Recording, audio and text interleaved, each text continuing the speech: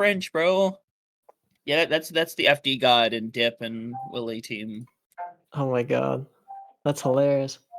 Violet's not going to be at LAN. Gone from what was on Zeta, right? Am I thinking wrong?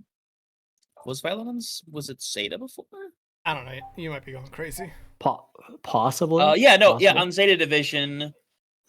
Zeta kept falling up short, goes to a different team, and now Vision falls up short. Falls up fucking short. Way short. I can understand losing to Alcatia. I get that.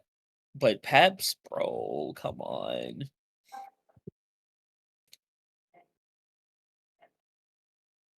Okay. Sometimes the team just wasn't ready.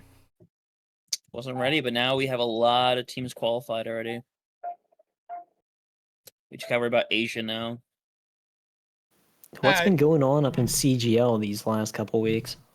Anyone know? Just people being busy for the most part. Oh, yeah. Yeah. Totally me, right? Yeah. Right now, CGL, I think CGL and a lot of the other leagues going on right now are in like not panic mode, but like in like playoff stages. No, not panic mode, but they're in like, hey, we don't have people to put on productions. Oh yeah, yeah. It's kind of slowly reaching that point. Well, slowly might not be the word anymore, honestly. Well, I mean, CGL's trying to fix it really fast. Yeah. Well, didn't like Ray bring in like a whole bunch of newcomers, like new kids? Yeah. Yes. Gedster just had his debut on Friday for CGL. I casted with him. Rain's in. That's cool. I thought Rain was in already, but apparently she's new. I thought so too. Yeah, yeah. I swear I casted with Rain at least one time on CGL. It might have been like Rain does a good job. Situation. Hey, are you playing piano? That's totally not my ZA in the background. Yeah. Good old ZA. Listen, to be fair, I will be paying attention during the episode because I'm only shiny hunting, okay? I won't do any more story shit because I know I'll get distracted. I so badly How's the game so far? Okay, here's the thing. People are shitting on the game on Twitter. They are. But as somebody... It's easy shiny hunting, though. Well, easy shiny hunting, but like, as somebody whose literal favorite game is Gen 6 X and Y, which controversial take for that, I know, it is a love letter in the best ways possible. This game is I like this game more than I liked Arceus, which I didn't think is possible. Like, I fucking love this game. It's pretty exciting, not gonna lie. Like, there's a good bit of customization that you could do up in the game. Good bit of customization, but also, like, I'm telling you, as somebody who's going through the story right now, like, it's fucking good. It's fucking. Oh, yeah. If you're a Pokemon fan, tap in. I am. It will always be my recommendation. I literally didn't think I was going to get the game, but then one of my friends was like, "Here," and then bought the game for me, and I wanted to cry. That's so fire. Fun. Switch 1 or Switch 2? Switch. You think I got, bro? I'm eating. I got that Switch 2. I got that Switch 2. I wish I had a Switch 2 because I would have been playing Mario Kart this whole time. Here, guys. Here. Listen, being so real, I've been eating bread sandwiches for like a month. All right, buddy. It's been rough out here. Not even sugar sandwiches? My CGL money went to the Switch 2. Okay, all that $600 went right to it. 600. All right, I'm telling you, I should claim it on your taxes. Yeah, what CGL money did you get this year? Low key, I mean, it was pretty decent. Yeah. Fair enough. All right, but now's a better time than ever. Already 4 minutes in to get started with this episode. For real, I guess. So. Guess so. Yeah. Oh, epic. Yeah, that's a normal thing. I just kind of hit record at some point. I think literally the first words of this podcast were the French. French, yeah, honestly. So if Spectron watches this, he'll immediately stop watching it the moment after, in 1 second. So we have ourselves a new record. But welcome back, everyone, to episode 39 of For the Love of Prod. As always, I am joined by Huntertain and Megalass, and our guest this week is Nyah. Nyah, how you doing? I'm doing absolutely fantastic, guys. Thanks for inviting me into the podcast, and I'm looking forward to what we can have a conversation about. Well, it's gonna probably be about esports until one of us derails and talks about Pokemon. Yeah. Or something else, but True, I feel like it's true. gonna be Pokemon. Or American Yeah. football. Yeah. Or college football as well. Yeah. That was a weekend. I'm not gonna get Those into it now Oregon though. Ducks. Those Ducks. Those How Penn about them Staters Ducks? are not doing good without their coach. They weren't doing good with the coach either. Yeah, true. Okay, and there goes half our audience. They're talking We're still about. talking about we're talking about Ducks. Ducks are very relative in our world of esports right now. You're talking about the Oregon Ducks, not the Okay, Dill but- Ducks. okay. Not Okay, I'm just saying Dill Ducks would play 3-0 Oregon. That's all I'm saying.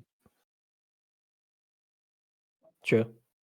You can't tell me I'm wrong, man. in what game? Doesn't matter, bro. Okay, let's get all the Dill Ducks out there to go play against Oregon's basketball Listen.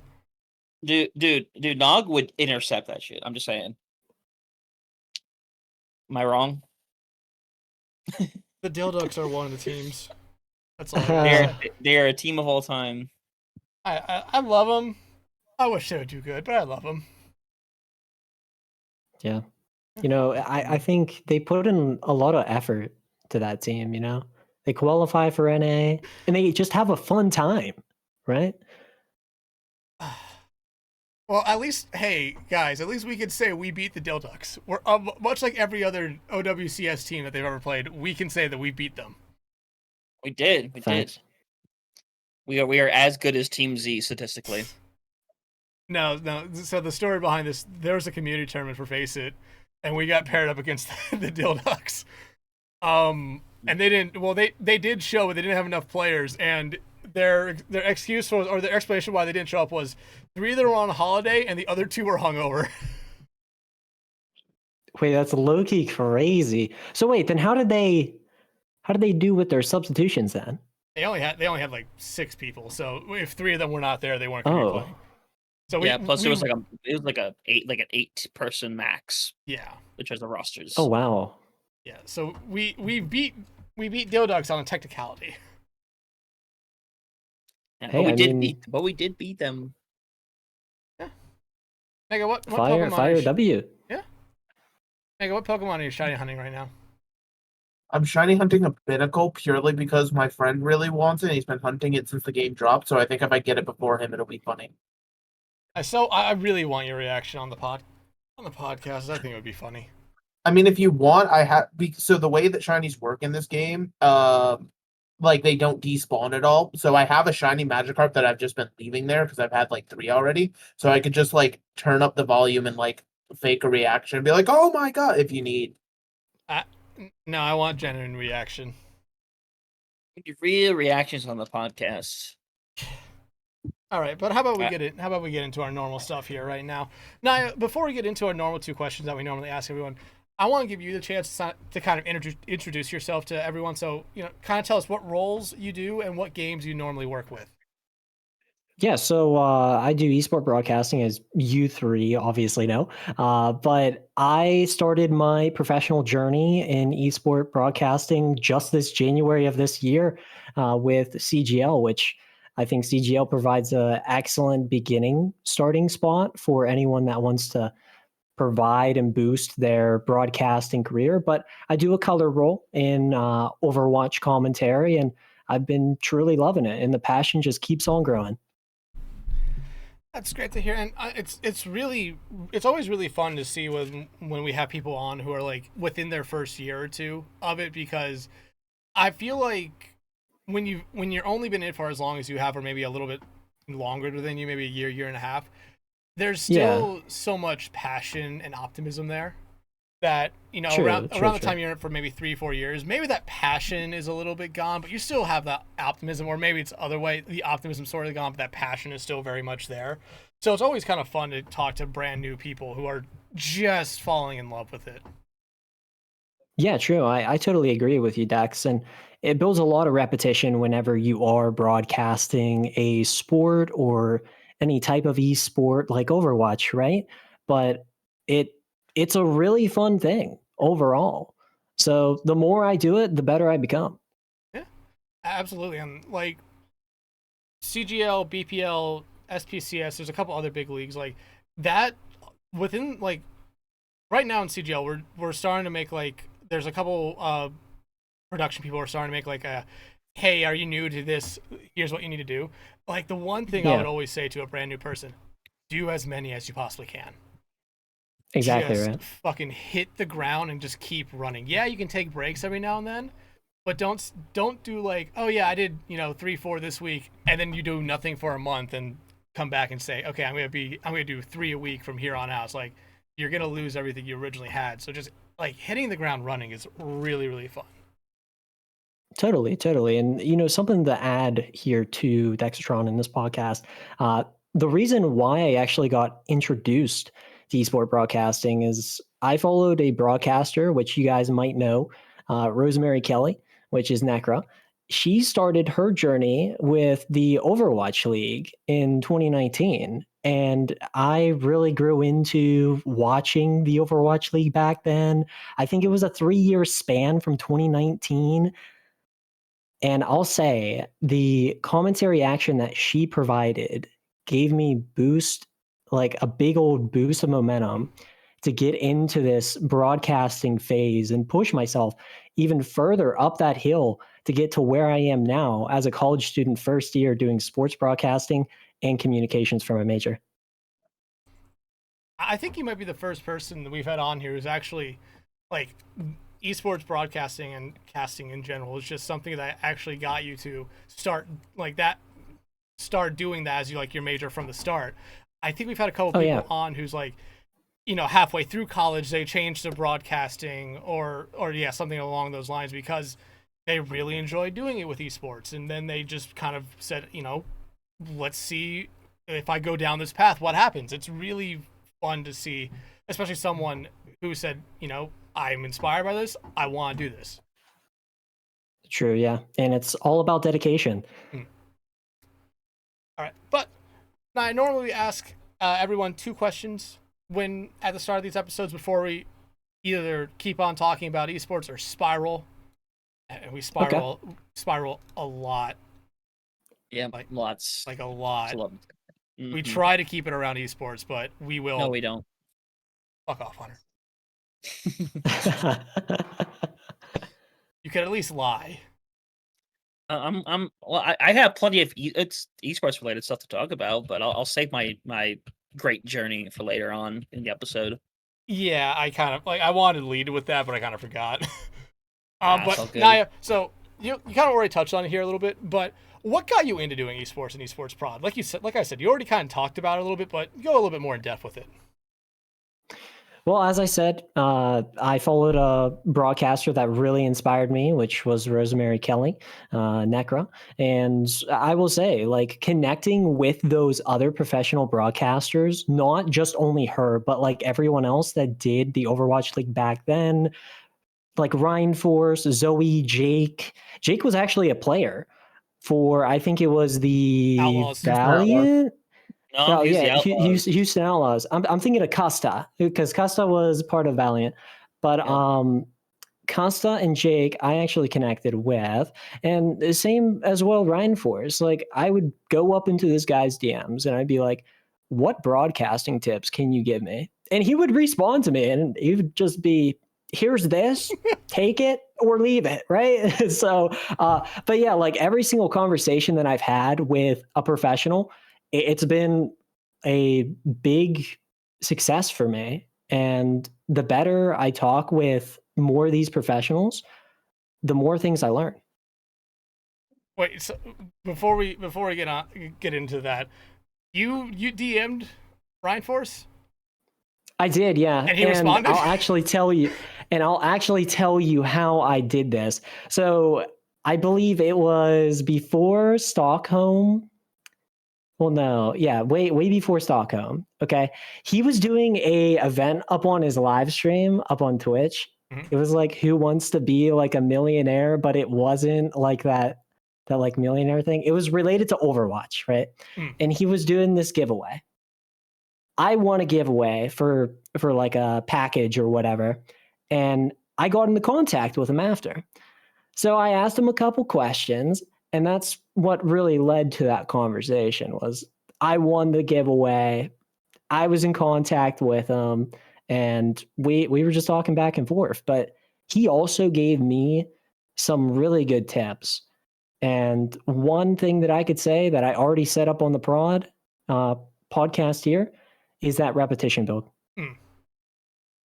Yeah, absolutely. Like that, like we kind of already talked about, that is very, very important. But the only reason I bring that up is because I know Mega has emailed him.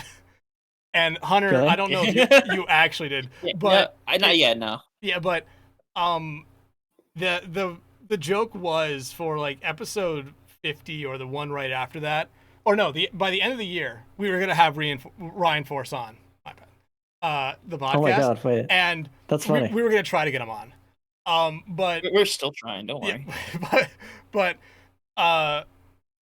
I think it was Mega who talked about saying he doesn't want people DMing him out of the blue. Email him instead. Yeah, no, it literally says on his Twitter, "Don't DM him." Yeah, I still did it though.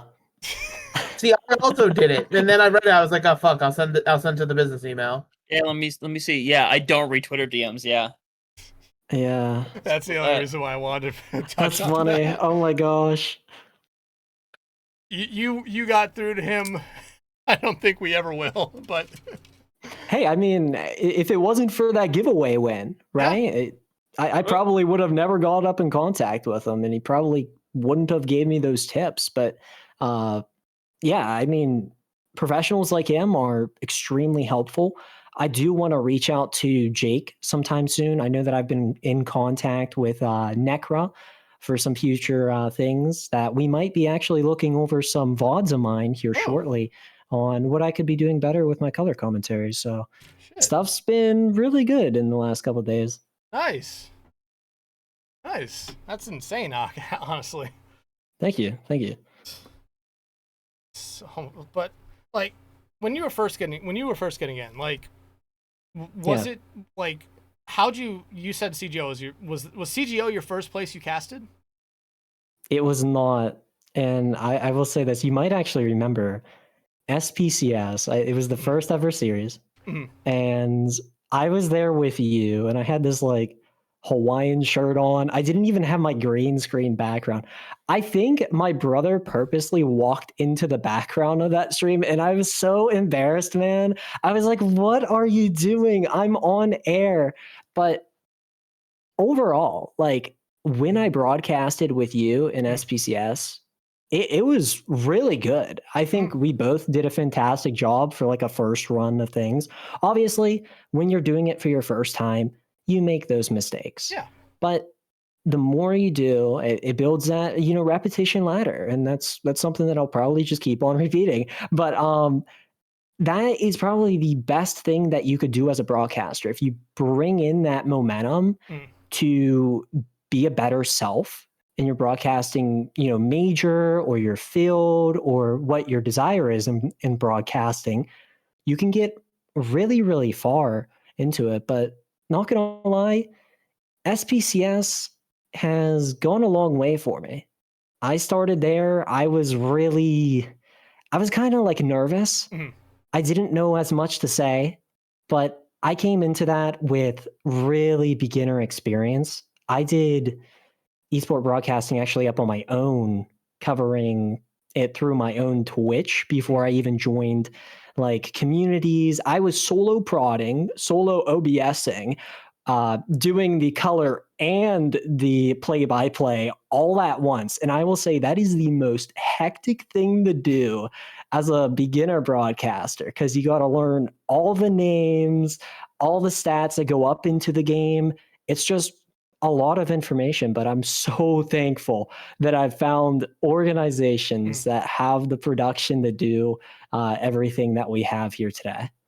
Yeah, absolutely. And it's something that we've talked about a lot. I think it's came up a lot in the last, I think, handful of podcasts where coming into leagues like SPCS, BPL, CGL, people are so willing to just help people who are brand new, just kind of understand the pacing with everything, understand the steps of like how to do everything. It's like, again, and it's ignorance for not necessarily knowing how it is in other other esport games like Rocket League, Valorant, Siege. Yeah. Like if people are so welcoming to new people coming in and trying to teach them the ropes. But I know at least with like these 3 leagues, with these 3 community leagues with Overwatch, like they are very helpful, helping to new people. Yeah, most definitely. And that's one thing that I could definitely agree with you, Dex, is that it does bring that help. I started in SPCS, as you know, and you actually contacted me after the broadcast. I do remember this. You were like, here's some helpful tips. I could teach you ways to become better. And I think I also took that as an advantage to get to where I am now. So I do truly appreciate that, man. Yeah. No, like I'm always down to help people. It's something that also has came up. Like all 3 of us are here. We're always down to help if we have the time, especially if it's just like little small tips that we can just give. It's always like you always find people who are so down to help anyone new. The big 3 is what I'll call it. Yeah. But let's get on to the next part of the question. So, okay, you told us what got you in, and I imagine based off what you already talked about, I know the answer for this.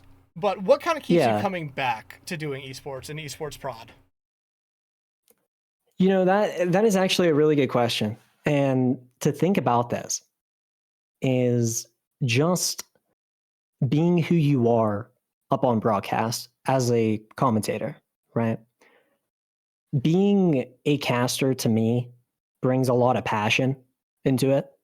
And that's why I love it. It really strives with the goals that I want to focus on for my college life and my future life, to even possibly getting a job at ESPN in the later future. But yeah, I will say it's the big passion build for me, just overall. Shout out to the shortly lived ESPN esports. My God. That was crazy though. It was like crazy. How they got that partnership.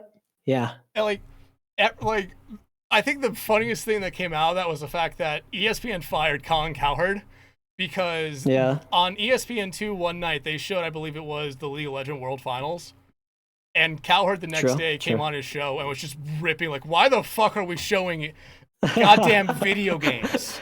Like, there's nothing athletic about this. And ESPN was like, we just created this entire thing. We just spent millions of dollars.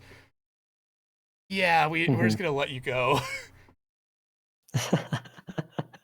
Yeah, he's usually like pretty funny with his like shows and stuff, especially like talking about like football and stuff. He just rambles on. Yeah. I gotta agree. Most of the stuff that he does is idiotic, but don't take that the word. Hopefully not. Hopefully he's not watching this. But yeah. If he watches this, man, I'm sorry. Dude, he'd be like commentating it up on air, being like, "What are these 4 talking about, and why are they saying my name?" Look at these 4 dipshits over here talking about something I hate, and they're bringing me into it. Why? Literally. Oh man. But okay, so what keeps you? So the kind of thing of keeping you coming back is all about, you know, just practicing more and more because again, you're building up for something in the future. Yeah, definitely. I think that is what I can agree to, that prospect of the topic of the conversation. But as a first year, it's even more additional help towards my major. Like if I'm doing esport broadcasting with my education, I'm actually getting more learning in doing the commentary, but as well covering the sports at my college. So it's a win-win situation. I'll take that any time of day. Yeah, absolutely. Like it's basically just getting more. Can you stop? I say. Dexatron's cat is going crazy. He's being a little shit. He's being a little shit right now. That's all I got to say. What are you gonna say, Hunter? What are you gonna say about my cat? Because your cat has kind of been a bit of a shitbird lately. I'm not gonna lie. Really? Yeah. Am I incorrect? What does that mean? All right, so Dex, I'll replace Hunter. We'll do the South America broadcast. We'll get it going. Ooh. Say one word in Portuguese, Mega. Bonjour. Close enough. She's in. I'm done with this podcast, man. Are we talking about languages now? Because I'll say this: my Spanish teacher, Spanish 1 and Spanish 2, in Spanish 2, we were only in the Spanish 1 book. Didn't even get out of it. That like how does somebody teach Spanish if we're not gonna get out of the Spanish 1 book? It's just unbelievable. I took a Spanish class in college. It was just like intro to Spanish. Like you've never heard a lick of Spanish. The teacher graded us just based on how much we tried. Oh wow. So as long as you put something close to a Spanish sentence together, hey, congrats. You might have said right? I ran over my hamster. Or the basic "Hola, cómo estás, mi amo," you know. Hola, cómo estás? Es muy Muy bien. Muy bien. ¿Tú? Not gonna lie. Hey, I mean, if we want to talk Spanish, we could always bring in the CGL Spanish broadcaster. I mean, he's got some momentum. I've watched the coverage that he's done. About William? Oh yeah, that's Portuguese. I actually think that's Portuguese. That's Portuguese. He's Brazilian. Oh, no. He's Brazilian. Oh no, yo, it's already clipped, guys. It's already clipped. Just like that, we're racist. Whoa. No way. No, we're not racist. We just well, Nyah just misunderstood the language. Yeah, I haven't like really got into like any foreign languages by far, only except Spanish. And I know Spanish, you kind of like roll the tongue in a way whenever you're saying words.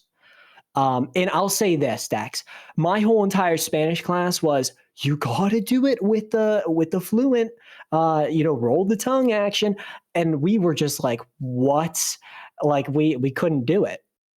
I can't. It was do it. just Hunter, can you do it? Mega, can you do it?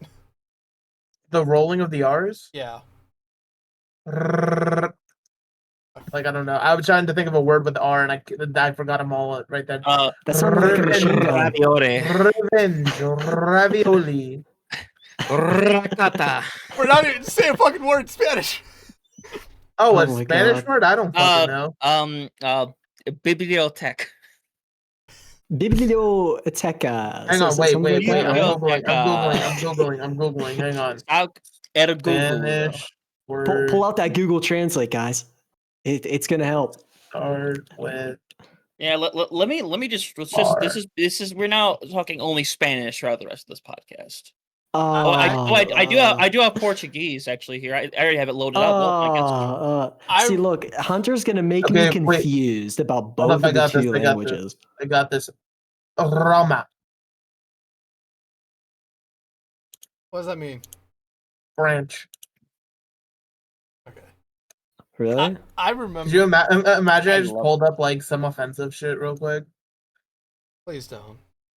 I just was like, oh yeah, don't worry. It totally means French. And it actually is like, it just means like the hatred of the entire world or something. I remember one time I pulled up Google Translate during a broadcast, and it was for Tranquility, and it was just pronunciations. No, I just wanted to do something funny to come back in from a break, so I just said I think I said in Spanish, "Welcome back to Tranquility," or "Welcome back to this fresh hell that we call Tranquility." Wait, did anyone know what you were saying? No, the chat was just like, "What the fuck did he just say?" Yo, wait, that's actually wild. Wait, this is giving me ideas, Dexatron. What if Okay, I know that I've been wanting to learn Japanese, and I think Japanese is actually pretty cool with the cultural aspect. But what if Nyah pulls up on a broadcast in the later future and is just talking for the whole entire introduction in Japanese, and some people don't even know what's going on? Well, to be fair, that's actually that's a go-to technique. I mean, if you listen to any of the Japanese casters, like, oh my god! Shout out to the Japanese OWCS casters. They are incredible. They are fun. We love them. The Japanese OWCS casters could make paint drying sound entertaining. I'm convinced. Like the amount of enthusiasm they have, like it's crazy. Yeah. They also have It's like going to the UFC and watching like a fight. Not gonna lie. Yeah. Like they bring that action. the Japanese OWCS casters also have like some of the best. I want to say drip of any of the casters. Out there. Oh yeah. Because They got suits on, tuxedos. They're decked out. Yeah, they're decked out. Sometimes they're wearing suits, sometimes they're wearing tuxes, sometimes they're just, sport coat with graphic tee under it. Great. Yeah. Awesome. They look great. Then you come over and watch EMEA and NA and you're like, what the fuck are you wearing, man? Like, it looks good, but what is this? Yeah, as I said, people got the different like culture aspect, so people will probably wear different things. Is Uber still trying to make the half tucked in thing work? Probably Maybe. not. Probably across several different franchises at this point. Wasn't he broadcasting today? Was he doing it for EMEA? Because I only saw NA. I think he was. Maybe he was. Isn't it the Gen G game? It might have been. Maybe. I should know this. I was watching. I also should know this. Like, I definitely saw it was like NA, but now EMA is not hitting right. Gen G's hitting. Gen G win. Gen G, good for Gen G. Gen G's gonna make it, and all it's gonna do is guarantee that we have a Falcons Crazy Raccoon Grand Finals. I can't do it. I can't do but it. But who isn't excited to see Exodio pop off on LAN? It would be fun. Also, I think that's the only way Gen G stays in OWCS is if they make World. Yeah, I mean, that's like the only hope. Exodio carries the whole entire team. Yeah. Certainly, you could beat the French. Certainly. The French will beat themselves. FD God will just jump off the map, try and boop a heck ton of players as Lucio. I've also been, like, speaking of Lucio's doing dumb shit, is it true Violet Ajax twice in one map the other day? I know there was an Ajax today already. Or 2 Ajaxes today. Like, I would say, I saw on Twitter, I think it was yesterday, like, people were saying that apparently he Ajax twice in a single map. And I just was like, Violet, God fucking damn you. That's wild stuff. How could somebody Ajax that much, though? Respawning and looking for the nearest edge. Like, surely at this point we have to surely at this point we have to rename it to the Violet, no? No, not Ajax, quite. Ajax is so much easier to say. It's okay, but like, yes, but like, listen, let's be real for a second. Like, Violet's done it so much more. Yeah, but again, what was the overall origin of Ajax coming in? I thought that there was a player actually called Ajax. It was a player. Yeah. Okay, so that was probably the start of that then. What he did he do it 2 or 3 times in one map? It was like 3 times on Ilios. It was 3 times on Ilios specifically. What team did that guy play for? I'm blanking up on it. Wait, say the name again. I blanked out. It was Apex. No, it was during Apex, so I don't remember. Oh, Ajax he play. Oh, it wasn't Cloud9. There's no. It's no way. It's no way Cloud9 has both. C9 and Ajax. Were they playing against Cloud9? How funny! They might have playing. How funny would it be if the terms A9 is Ajaxing and C9 all came from the same series? I'm gonna quickly find Ajax on here real quick and do some research because I need to know. It was so the teams that would have been in the time frame for it to happen were Elusive, which he was only there for 2 weeks, so I don't think so. Kingdom Esports also doesn't feel right. Kungarna, that sounds right. Or he was also on NRG for like 2 months. What about Rogue and Luminosity? Luminosity is a possibility. He was on. You know what? I'm literally just gonna go find the video. You know what? There's the VOD exists. It might be Luminosity. Oh no! Wait! It literally lists it on his trivia page. During the grand finals of Contenders 2018 Season 3 between Fusion University and Atlanta Academy, He was eliminated. Oh my god. It was Busan. Back when our OWCS teams had freaking academy Contenders? teams. Contenders. Back when Contenders was real. Rest in peace. Oh my gosh. Back when every region had Contenders. Even the regions that face it right now looks as like they do not care about. No. Wait.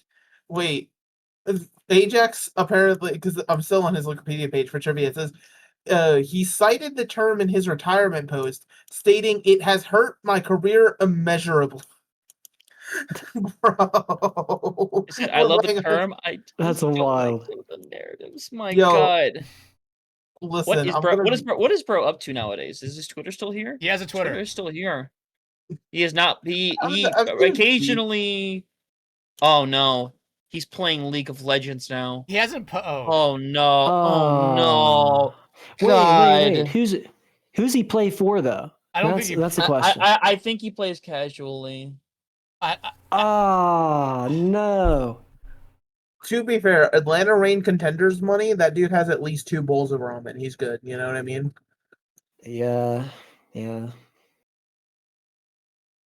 God. Get off my screen. This is crazy. That was a low-key find there. Wow. Yeah. It looks like Anyway. It looks like he's playing everything right now. Because he's talking about Rivals. He's talking about League. He does still talk about Overwatch every now and then.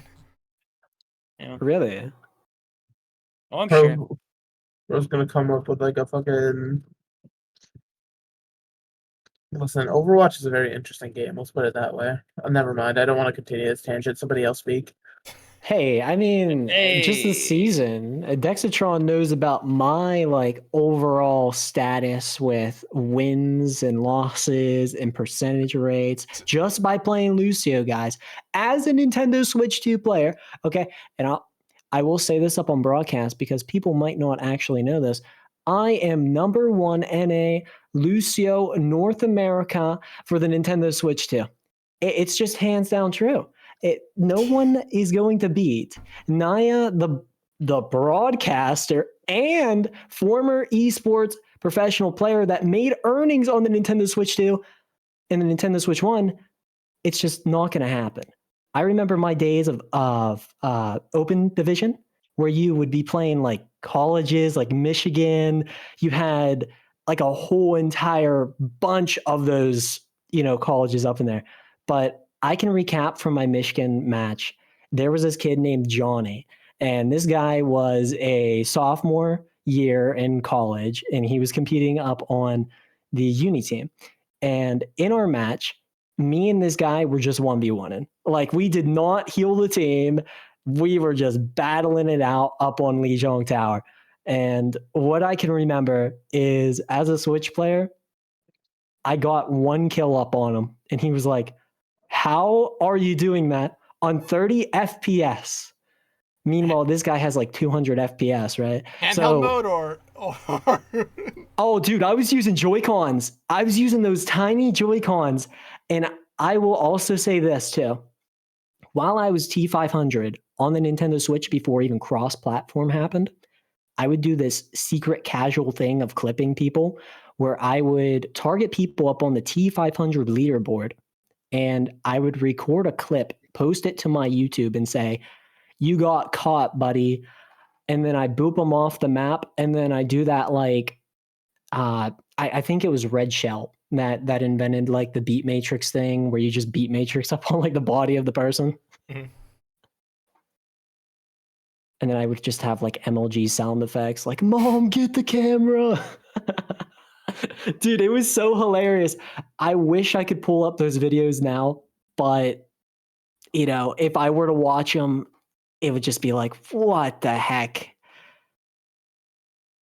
I'm now trying to figure out. Okay, I had a name for this episode, but now do I call it number 1 Lucio NA on Switch or NA number 1 NA Lucio on Switch 2? I mean, honestly, some people don't even believe it, right? But I've been playing this game. Oh, do I have an image? Yeah, do you have an image? Hold on. Okay, here we go. I'm pulling it up, guys. I'm pulling this up.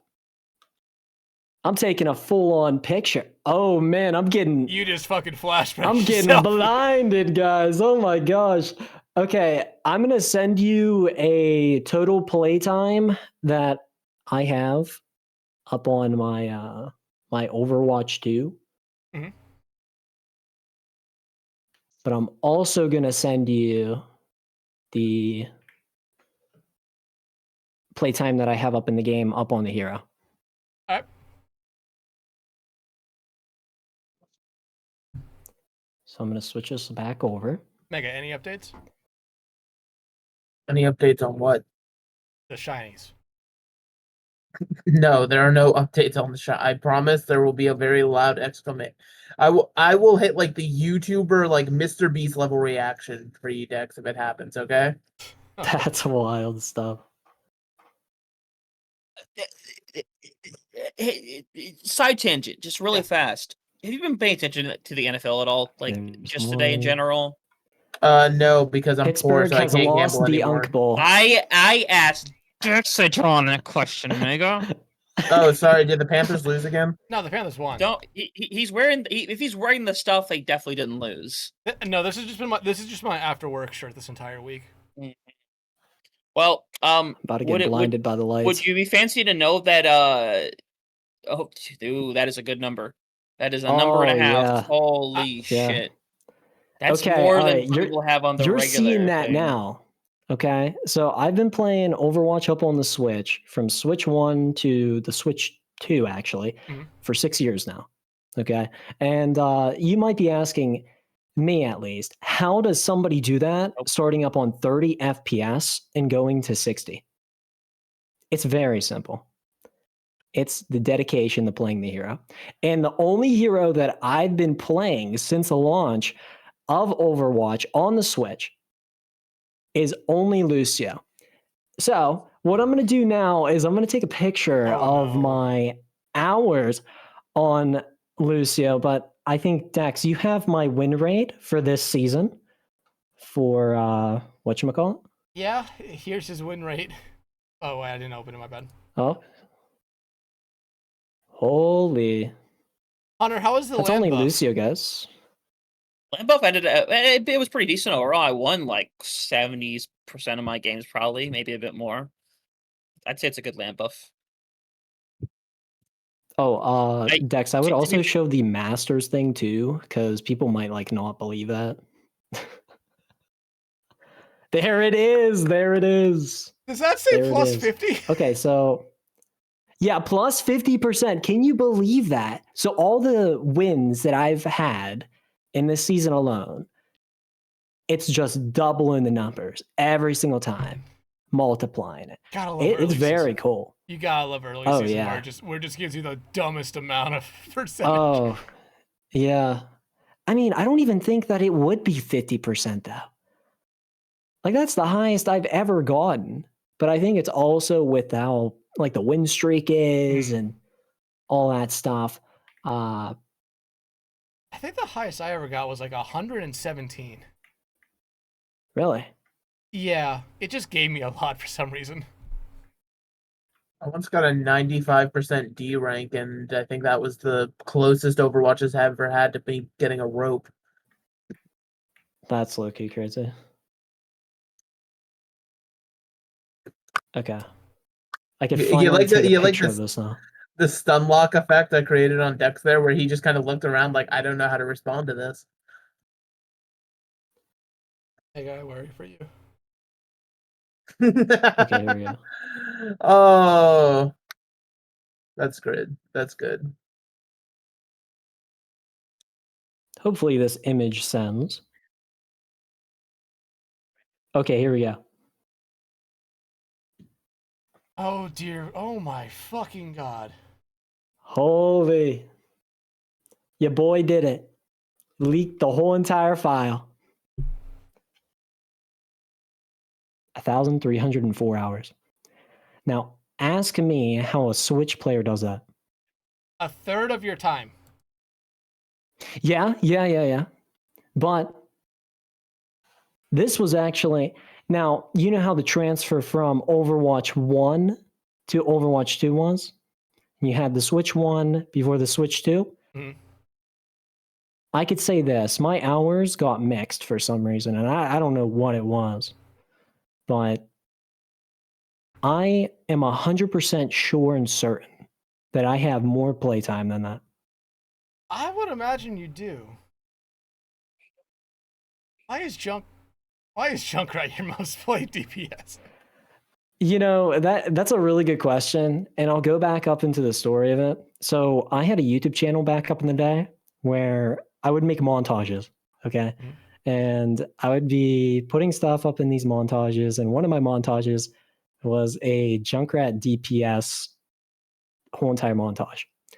And I had some pretty sick, intro music to that montage, and then I brought in with the cool montage music and all that stuff. But the cool thing about that was with those montages that I made this free software. Well, I had this free software, and I believe it was like InShot or whatever. And at the time, I didn't have like an Elgato. I had my only Chromebook. It was a Chromebook, a USB, and a HD 1080p recorder that I would plug in to my HDMI that would record the screen of my whole entire Switch display, right? So back then, it was different for Nyah. Nyah didn't have as much of like the tech, but here I am now with like a Shure microphone. We got the Razer headset. We got a whole entire bunch of stuff. But I started off very low with my budget, but it was a really big hassle to make those montages. And I will say this too. I was a Mercy main before, and I did make Mercy montages. And those, the community Dex, the community was low-key insane. I will fully agree, and I will also say this to any Mercy player, you're still goated. Because me and my duo, just this week, and you probably didn't know it whenever I sent it you those clips, right? Those photos. I had my duo NASA. She's a big Mercy main up on the Nintendo Switch, and me and her have been playing for 2 years. This season alone, we got up to 17 wins and only 1 loss in the matter of one whole entire night. Only queuing Mercy Lucio. Now you might be asking, how is this working in Overwatch 2 this day? It's just overall mechanics. You got to be good at the game. That's how I put it. If you have strong mechanics as a player, especially like the stuff that we cover in CGL, we watch players perform. You can physically see what player has better like play style than the other guy.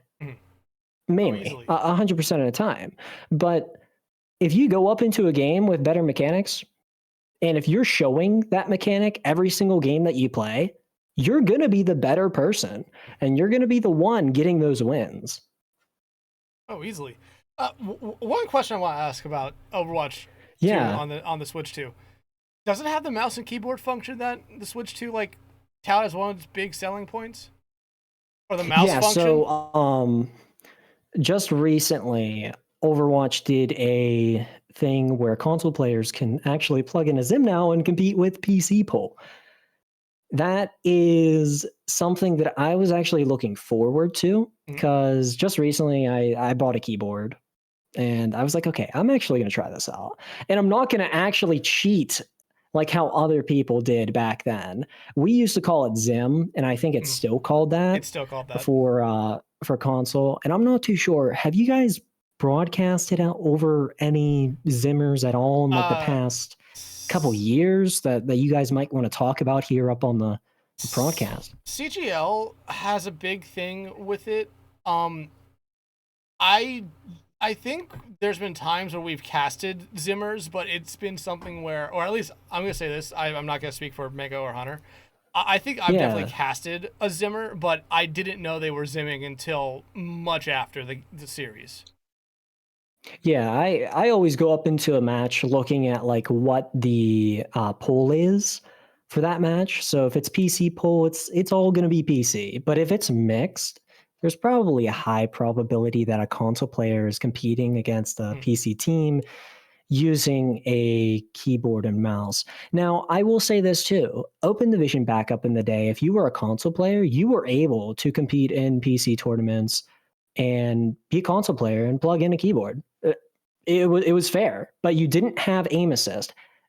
So players today, and still to this day, abuse the competitive system by plugging in a Zim keyboard and just taking full effect of it. It's really broken on what people could do. Like, it could be a BAP up in your game, playing the support role, landing 15k damage, right? Yeah. That's never fun to experience. Or a soldier with a mercy pocket in a console lobby getting every single kill up in the game because you got that extra boost, but you're also using mouse and keyboard.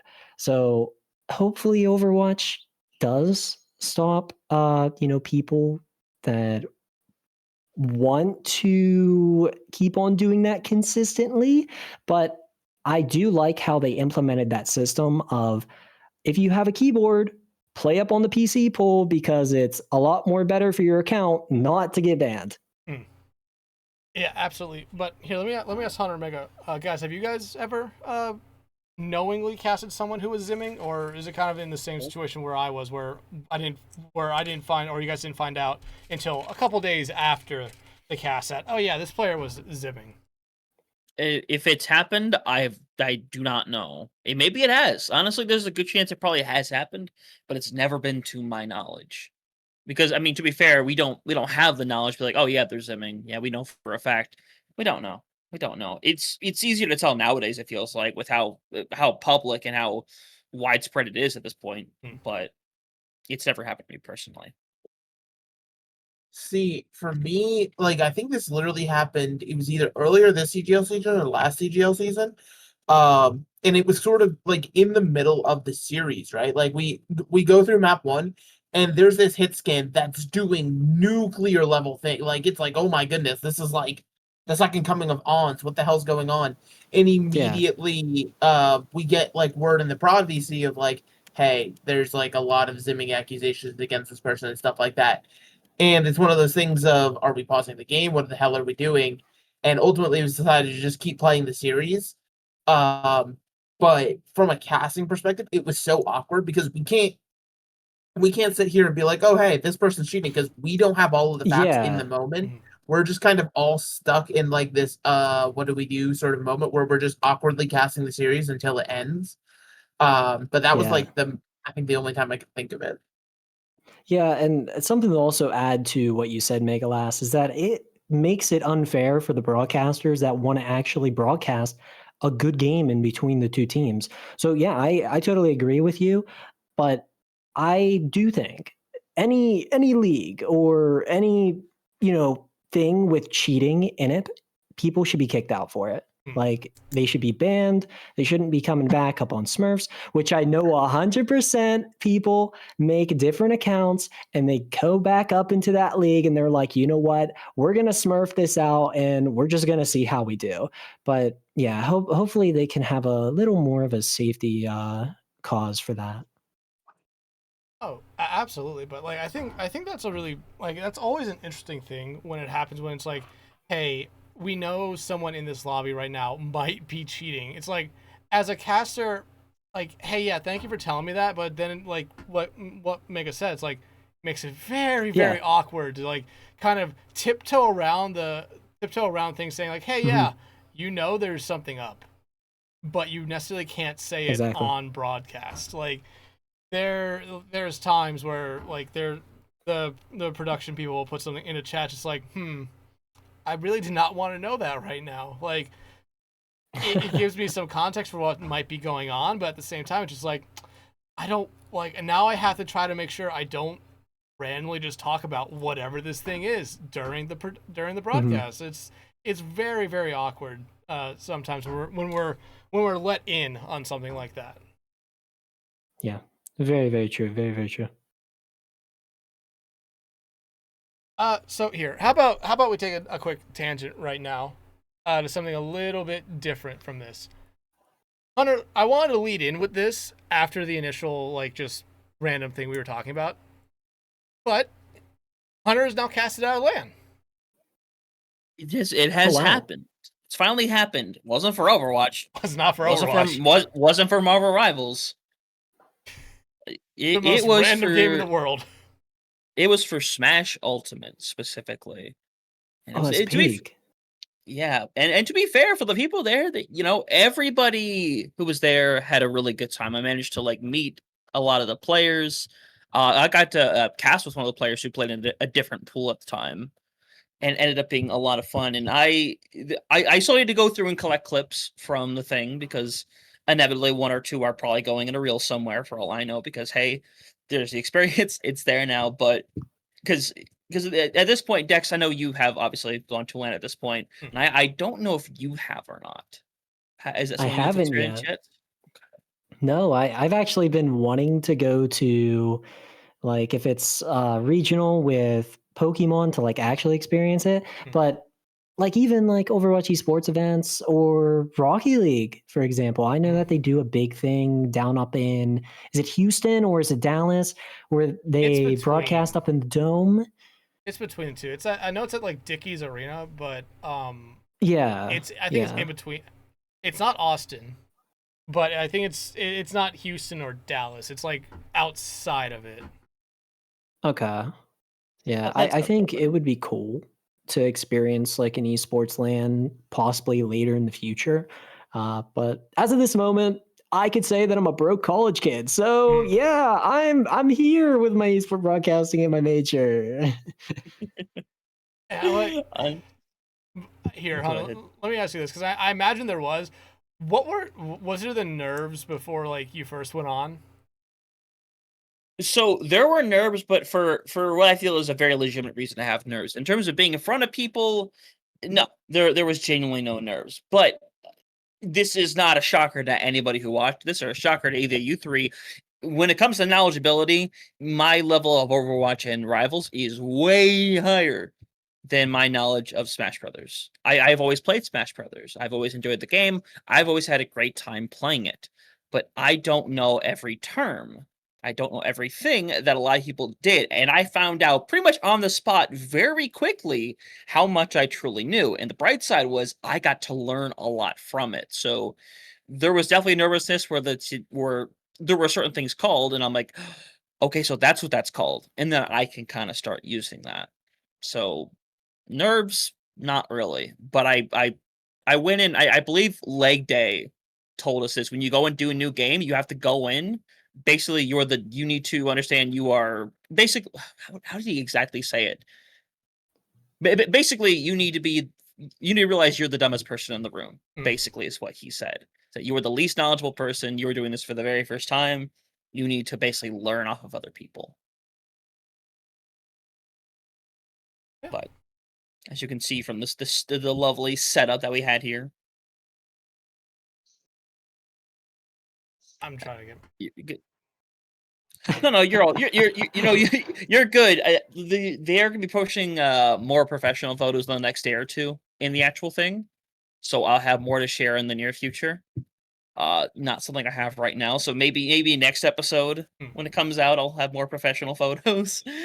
Because I said it before, there was half a dozen times where the cameraman came by me and definitely took pictures, and I'm like, well, those are gonna be somewhere soon.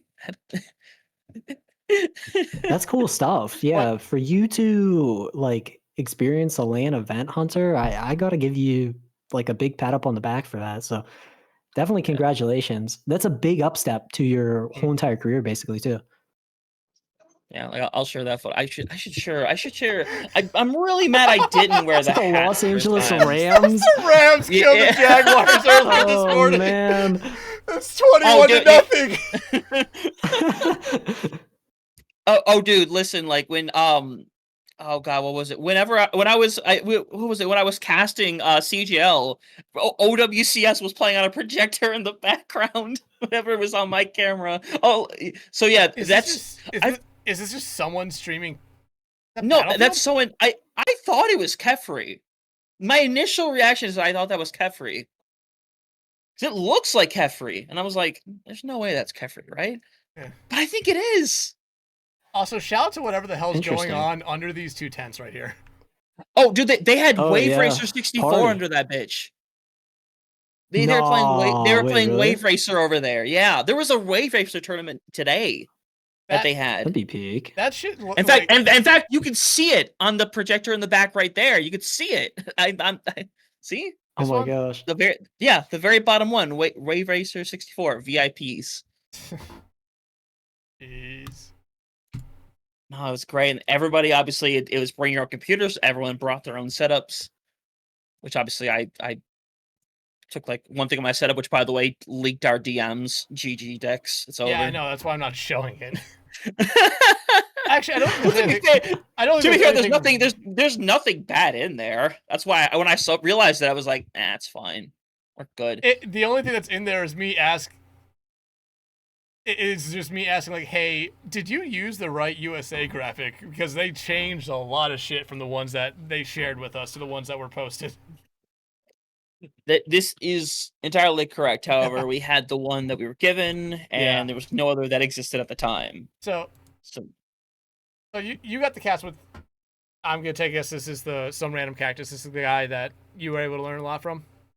Yeah, I went with some random cactus. We did the 8 pool together, and then I slid in back later that night for top 8 with Andy. Dude, I actually need to find the dude's social real quick, but like extremely knowledgeable, knew every person there, knew what to call every single time. Like Frank Precision, like we talked about it before when we had Mod on, and we talked about how they talk about things frame by frame, and they talk about very specific stuff. That is not an exaggeration. It is very specific about how some of these casters speak and how they talk about this stuff. And I'm like, oh, okay. And it's back to a situation of, okay, I have to learn what this is and what they're calling things, and so I can kind of pick up on that and learn from it. And I went to go look, and then my ADHD limit gets sidetracked. Nah, but like I remember like the first time I casted at LAN was at DreamHack in Atlanta, and I casted with Nerdy Bird, who huge caster. I'd seen her do big events before, and like it wasn't much of a shell shock thing. It was much of just like I had no idea how she casted, and it was a weird thing of like I said, hey, are you normally play by play? Are you normally color? What do you do so we can try to figure out roles? And she said, oh, when I cast Overwatch, I'm just flex, so I'll do both. I'm just like, I've never just done something like that before, and it was very, very to add on to the fact that it was my first time ever casting at LAN, to also have it be something where it's like, okay, I'm going back and forth between color and play-by-play. It was just like, it was really awkward, and I could tell at times like she could understand like I was messing up a lot. Yeah, and I think Cactus picked up on that as well. But also, I told this to you when we talked about it. Well, Cactus was talking to me like, yeah, like I'm not super experienced with casting, so I'll have a lot to learn from you today. And I'm like, buddy, that is the wrong choice. That's the wrong decision. In certain aspects, yes, totally understand. In the aspect of the actual knowledge of the game, buddy, nah, I'm looking at you. All right. Game, I'll be able to say some lines here and there, and we'll make it work. Ready? I will be your hype man. Let's go. But he was super chill though. He played in B pool. I don't think he made it to top 16, but he did really good. He's phenomenal. I wish I could show this video. You can't? No, because I can't just pull it up on browser. Oh, so if yeah, don't worry about it. No, but it's me popping off. What do you mean? It's you popping off screen. Okay, then oh my god, it's not my fault that bro wasn't covering me, okay? And they had cards up. Oh my god. Yeah, bro never figured that out. It was the one guy putting it together, but he was really chill. Chef was awesome. But for context, really quick, not only was the first LAN I casted at, this is the first LAN I played a quote unquote Overwatch tournament at. And I was on support most of the time. Wait. That makes me question, what was Hunter playing for support? Oh, you know what I was playing. Oh, if you go to the images for podcast channel, you can watch the clip. Oh my, you're right. I gotta like log in and see this. But like, yeah, like this is a big thing for a lot of casters, especially a lot of casters at our level. Just casting at LAN, like I imagine Hunter, you probably had the same feeling. It was like after the first day, and really after the entire event ended for me in Atlanta, like it was that moment right there that kind of made me think like, hey, everything I've done with casting, all worth it. It was like never regretted anything that I did up to that point. Like every fucking misstep, every peak, it made going to cast at LAN so worth it. And was that the same kind of feeling for you, Hunter? No, it wasn't the same feeling, and it's that way for some very specific reasons. Which, one, I am very happy I did this. I am very happy I got to experience this. I'm happy I got to meet so many people. I'm happy I got to learn about a game that I was interested in casting in the first place. And I was a bit candid about this when we talked about it when they first decided to bring me in for this. Is that instead the 6-7 years that I've kind of put into Overwatch, it's a real number. And then compared to the one little bit of interest I put into Smash, and that gave me a LAN before this, which go ahead. Yeah, so sorry to interrupt, but how dare you? I noticed that you were on Lucio for that. Yeah. For I was on Lucio. The Overwatch thing. Yeah, for most of the time I was playing support, I was on Lucio. That's fire. You know, maybe Dexatron needs to do like a clip for like a Lucio 1v1 where me, Nyah, and over here Hunter goes back to back in a Lucio 1v1 to determine who's the best Lucio on the podcast. Probably you. Probably me. Really. Number one Lucio on the Switch. Really? Yeah, no way Hunter beats that. Yeah. Hunter, do you have a retort? Do I have a retort? I probably don't have a retort, quite honestly. My retort is another clip. Yeah, but to tie this, Hunter, go ahead. Yeah, no. Finishing my point. Obviously, I do experience the feeling of like, this just kind of pushes the hunger further and further, because obviously we live in a situation in the Overwatch ecosystem where we've talked about it in depth multiple times on this podcast. It's not like a Valorant where it feels like there are dozens of casters that are able to be at the top level consistently, with ones kind of going in and out as well. That is not the ecosystem we live in here. But still, it does drive you forward to be like, hey, if I'm this satisfied for being able to do this with one game, imagine the satisfaction of being able to do it with this game that I have given thousands of hours of my life at this point. Yeah. And I don't know when or if that will happen. Who knows at this stage? You never truly know. But it drives me forward to try to make that happen. Yeah. And here, to tie this all back in, Nyah, like I imagine somewhere down the line, especially as you do more and more casting, and probably get a little bit more, and you get more and more recognition. Yeah. Is this the thing that is that your end goal? Would that be one of your end goals with casting? Would to say like, hey, just cast at a LAN? I think my end goal would be being like a broadcaster, like how the professionals are on Overwatch esports. Like going to a LAN, doing all this stuff through Swiss, group stages, doing all the formats, right? Whether if it's Overwatch, Pokemon, League of Legends, whatever job opportunity comes up, and if I have which I will after the 4 years of my college, I will have a degree, and that degree will be in that broadcasting field of things. So more likely in the future, there is probably going to be a lot more things online for broadcasting, and that's really where it's like shifting towards.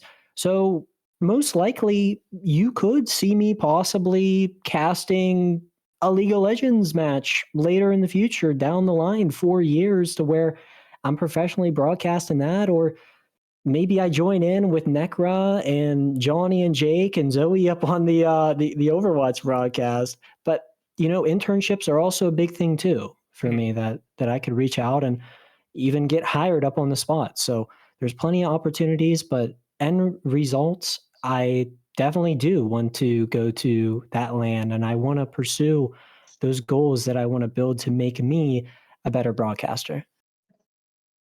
Absolutely. But here, let's kind of shift away from lands, and let's now get into just a little bit more with just what we do here with casting in general. And we talked about a little bit with with Zimming and stuff like that, where it's the awkward kind of parts of it, where you maybe know something that you can't really tell anyone else. Have you had a situation like that where it's like, hey, you've been given some information, but you really can't say it on stream, but you really want to say it? I think I had a time in CGL where I did something up on broadcast that I probably shouldn't have said, but low key, I think I had Ray come after me after the broadcast happened and said, you can't say that up on broadcast. You can't leak the script in somewhat way. I think, but that was just me being still a beginner. I didn't know what was going on. And obviously beginners make mistakes, right? And those mistakes you can learn up on.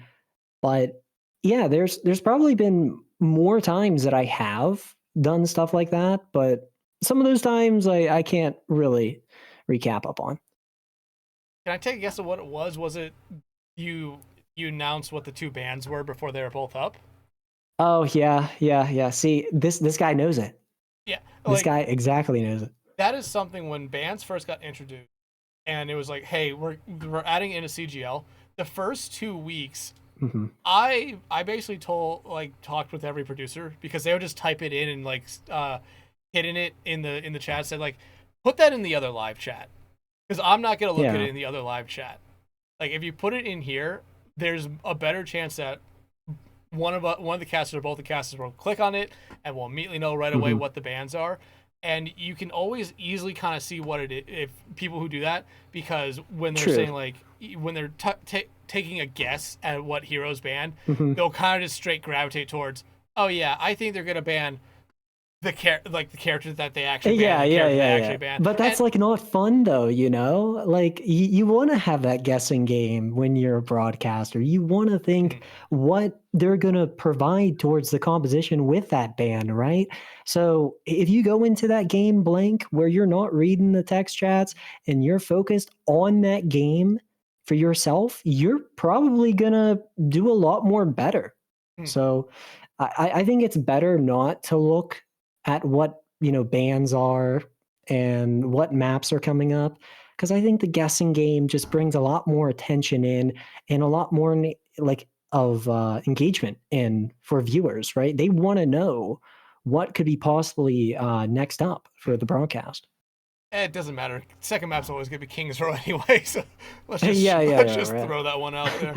And the bands are so fun because you could always just talk about the logistic or the logical bands, oh yeah, this player did really good last map and this player did really good, so we're gonna probably see that hero band out and that hero band out. The funnier ones are always it's definitely happened with me and Hunter. I think it's happened with me and Mega once or twice. It was we're the throwaway bands. No, we're pretty confident who they're gonna ban. It's oh yeah, that looks like a throwaway band. And the next band's that's also a throwaway band. What the fuck is going on? Oh no. Yeah, and then they don't know what they're banning when they're supposed to be banning something good.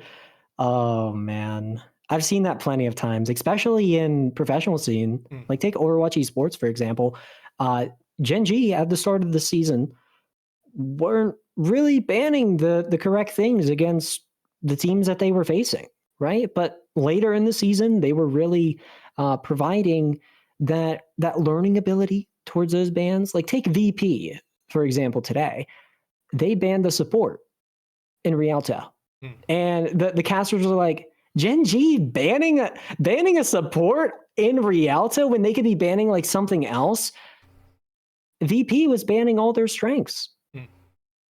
Gen G just goes up in the games like, I don't know if it's like mind blank or something, but I think Backbone said something up in that interview. I can't recall up on it, but for anyone watching, you guys could just watch that VOD. Yeah. Head empty. Only Winston. I mean, like, maybe Gen G was just playing the long game. They started off the season making the worst bans known to man, so that once it got to playoffs, they could actually lock in. Yeah, Worked I'll out. say like with how they started, they had different stages, right? You had stage 1, they were a brand new team. I believe this was when Mag was playing before they had what was his name? See, like now I'm blanking up on the main tank now. Meanwhile, I just watched the game 3 or 4 hours ago. Who is that guy? Who's the tank for Gen G now? See, I don't even think Mag is still up on the roster.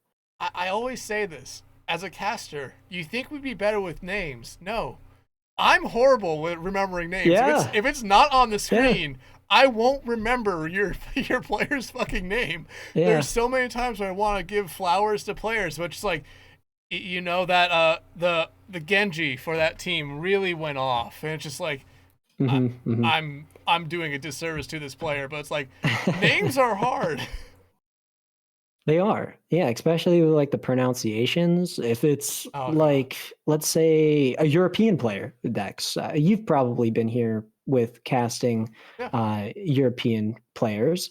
Sometimes it's very difficult to say those names up on broadcast, and sometimes you just want to say a different thing and not, say that full length name. I know that I've done that with my broadcasting there and then without CGL, where I would see a like really complicated name with like the pronunciation, but I would only say like half of it. Yeah. But it would still go through. Yeah. Like it would still sound like really, really good. But yeah, I totally agree. No, and in that kind of situation where if a player has a long name, or hell, even if it's just like a normal, even if it's not a long name, if you can shorten it. Yeah. You don't like if the people who are watching and the players know who you're talking about, it's fine to shorten it. Like, I don't want to go in there and be saying the wrong thing. Yeah. Yeah. Yeah. There was a player, I forgot what their name was, but it was like me and the other caster didn't want to say the full name. And then I said the full name during the introduction, and I said, "Hey, I'm not saying that whole name again. I'm gonna keep it to this." Like, oh no. Yeah, but no, like having like there have been a lot of names out there that are like you say it one way and it's like it's not, or especially ones that are mostly in other languages. Like me and Hunter, it's like a different accent. Yeah. Well, me and Hunter ran into it in South America, where we were like, I believe this player's full name was like Rido Rays and then a couple numbers. So me and Hunter were calling them Rido for basically the first couple maps. And I think I remember those. Yeah, and then like halfway through, I think the final map, someone typed in chat saying, "Hey, just call them Rays." And it was and it was like, oh, okay, sorry about that. And then we just called them Rays for the rest of the time. Yeah, but it's like one of those things where in that situation, like on Face It, there's no team sheet, so there's no pronunciation things. So you're always just trying to take guesses on stuff. I'll say this: 3 or 4 letter words or names that aren't really a word, but sometimes they try to make it a word, are the worst names out there. Because are you just going to say the 4 letters? Or are you just going to say whatever word it is? Those are the worst names, because those players I feel like get mad the most at it. Really? Yeah, I've had a decent amount of like 3, 4 letter player names get mad when I either call it by the individual letter, or when I try to make it into one word just so I can get quickly going. And they're like, It's never been that. Why are you pronouncing it like that? Like, I've never casted you before. Why do you think I know Yeah, this? exactly, right? And then even also to add on, some teams don't even provide team sheets with the listed information. Oh, yeah. So you're going into that match not knowing what to pronounce. And Hunter, you could probably also relate to this too. Mega, you could also probably relate. Like in CGL, some teams don't like to fill out that team sheet, and it's just the truth. Yeah. Yeah, they physically hate it. And even when we do the face it stuff, we have nothing to work with besides whatever we are able to scrounge up. We have nothing. And I know if we try to make team sheets and give it to these teams, I know they're not going to fill it out. All love to them. Yeah. Oh, the South American ones. You know? The South American ones, they might. The NA ones will just be like, no. Mm-hmm. Redder would definitely fill out a team sheet for us. I'm just saying. Red would definitely do it. Well, Redder only helps us with one team where everyone on that team has a pretty easy name to say. I mean, yes. Literally the easiest, group of players to pronounce. In all the regions that we have up in CGL by this moment, do you guys think, would it be North America, Europe, or South America listing their, pronunciations, their names, their records, all their stats up in the team sheet? What region at the most do you guys think puts the work and effort into having that sheet ready for the broadcast? The problem is we do main broadcast does so little of South America, which does suck. That I don't think South America really has team sheets filled out. So I don't think you can necessarily get them to do that because again, it's mostly just Willian, and I think he brings in one or two other people from time to time to do this broadcast. He'll have like Mono help him usually. Yeah, and those are two people who know everyone essentially. Yes. So they know how to say everyone's name.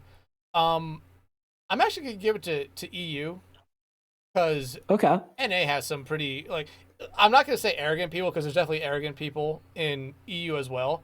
But a lot of times it seems like some of those EU teams have actual managers who give a shit about the teams. So they'll fill those out pretty regularly. True. Hunter, what do you think? I think I'll agree, honestly. I think NA people are usually a little lazy about it, and obviously there's not enough South America data to really compute and argue for them. I think the funniest ones are like we're halfway through the first map, and I look over on my second screen and I see the I filling out being filled out because Echo or Rammer has to yell at them to fill it out. Oh my gosh! Echo, Rammer, wait, that's actually happened before? Yes. Oh yeah. If you're on broadcast, you are going to be yelled at, or not yelled at. You will be asked about the day of to fill it out, a couple hours to fill it out again. Then after an hour, it is essentially at that point I think you're starting to be yelled at. Just like fill out the fucking form. Oh my gosh! Wait, that's funny. Listen, go ahead. If your name is ever wrong, okay, and you did not have your team sheet filled out, go yell at your manager. If you if you don't, go yell at your captain. Then I guess you don't come. You could us. also blame yourself though, because you didn't provide the information to your captain. They'll provide us the information on map 2 and a Twitch chat that we are almost certainly not reading. And then our producer has to be like, actually, this person's saying, fuck. All right. You got it, boss man. Twitch chat is like, I decided to stop reading it. I stopped. Like, because there was one time during a broadcast where I just kind of casually looked down, and the first thing I saw was, what the fuck is your hairline? And then it was like, then he misspelled my name, and then he added me saying, what's going on? I'm just like, what the fuck you want me to do? Okay, can I say something up on this? Yeah. Okay, so I just had a recent broadcast up in SPCS, and this one chatter up in Twitch chat, I actually called him out for it. He called me an AI, a robot. I was like, how do I look like an AI and how do I sound like an AI, right? But then I kind of like reading Twitch chat. I know a bunch of like different broadcasters have like different perspectives to it. Some like to focus up on the game, but some also like to implement that Twitch chat in. I did something like real funny where they were like, "Oh, drop like 5 big booms," or like drop the like 6-7 or something. And let me tell you, I did it, and it was funny, and I feel like I can most definitely regret it, right? Because now it's up on the Twitch. It's probably clipped. These guys probably think Nyah is just a broadcaster doing this for fun, but involved with the community of any organization is a good thing. Yeah. But if it is something bad, you don't want to say it up on the broadcast. You never want to say something like extremely wrong or something that might hurt other people's feelings. So you just got to watch what you're saying. Yeah, no, I'm like, I've talked about this in the past, especially with casters who are very like nonchalant. They'll just cuss during it, and it's like there is the line where it's like, hey, I think "damn" is okay to use in certain situations. Yeah. And crap, that might be it. Those might be the only two ones. But if you're saying shit, fuck, and what other curse words you can think of, like you're trying to put on a good broadcast. Yeah, that might be funny. Saying that I'm family friendly, guys. Yeah, you want to. That's a good thing. Yeah, but it's always the thing. Is like, I think you're trying to be professional about everything, and if you go watch a professional broadcast in any esport and any just sport in general, people who normally say fuck, shit, and all those other words, it's like they don't like really it doesn't sound around. Professional. Yeah, they don't last that. Yeah.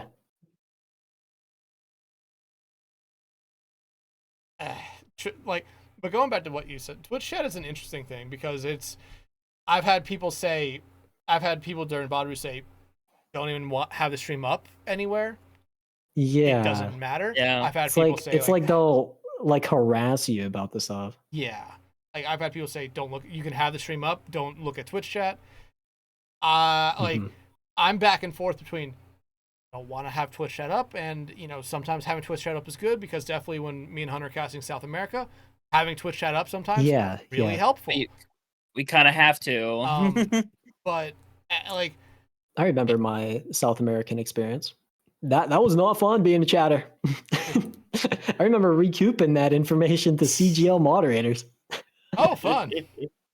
But like I think as long as you're not like fully interacting with chat, like you could like what you said, you brought up little bits and pieces here, like kind of to reference maybe something that's going on in chat. I think that's perfectly fine because you see it all the time where like the desk or casters say like, people in chat are talking about this. It's like, hey, good. I think percentages, for example. Yeah, I think that's perfectly fine. Like if there's a lot of people talking about something and the casters acknowledge it, it makes it feel more connected, as if they're actually kind of looking at it as well as a fan perspective, even though they're the ones broadcasting it. Like, I think that's fine, but if you make it into something where it's like you're always looking at chat and talking about everything that's going on, where are you a caster? It's just not going to be interesting. Yeah, where are you a caster and where are you just a streamer?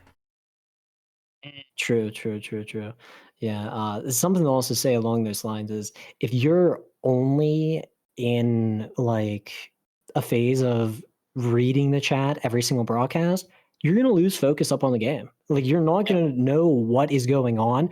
So I had a time where I had a beginner broadcaster. This is in SPCS maybe a year ago. But I had this new guy come up in. I can't really recall the name of him, but he would just be reading off Twitch chat. That's all he would say. He'd be like, well, this guy's predicting this. And then he would go off of like what Twitch chat is saying and broadcast with what Twitch chat was saying. But was it necessary for that whole entire broadcast though? Like you could bring in like skits or like skippets of like things that people say. Like you could say, oh yeah, I'm shouting this guy out. He's part of my family. He's up in the chat. You could say that. You could talk about percentage numbers, like how Overwatch Esports does with their viewer vote pool for the matches that they have up. Or you could be like, well, this guy said this about the team up in chat that we really can't say, and then it just the conversation ends there. So, but once again, you just got to watch what you're saying. But it's always a fun time. I will say that it is always a fun time. Can I share what might be the wildest chat that ever had to do with me? Sure. Yeah, go ahead. Mike, you should.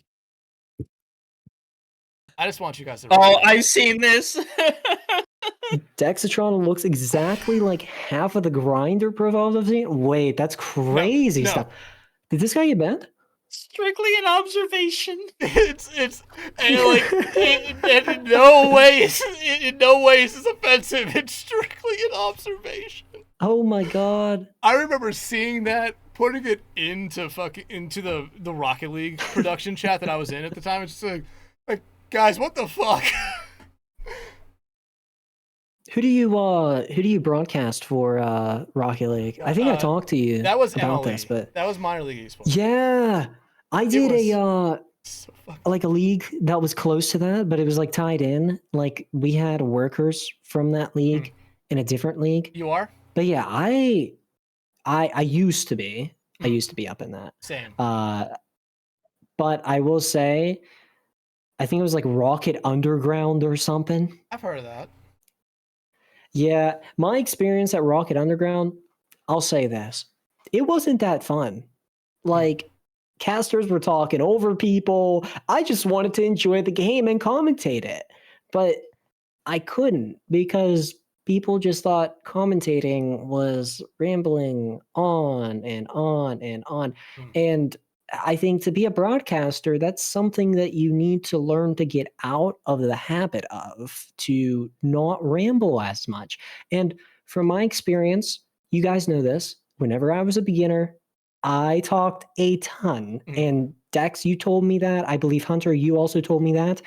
Mega, I think you also told me that too, in some sort of scenarios. But I would just ramble on and on and on. And then during like halftime or during the like end of the whole entire broadcast, you guys would say, you need to stop rambling on and on about all this stuff.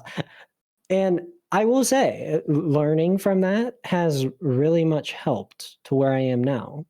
So if it probably wasn't for you guys saying that stuff, but even like Fletch, I also had the experience with Fletch.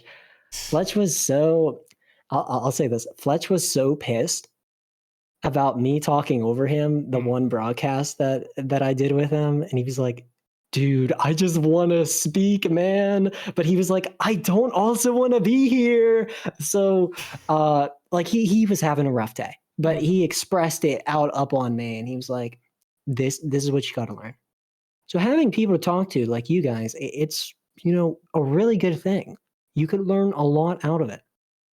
Absolutely. And like you bring up a really good thing here. I feel like Hunter and Megan can both attest to this. When people are brand new and they're really still trying to figure out what role they want to do, whether it's play-by-play or color, the rambling on is something that is pretty common.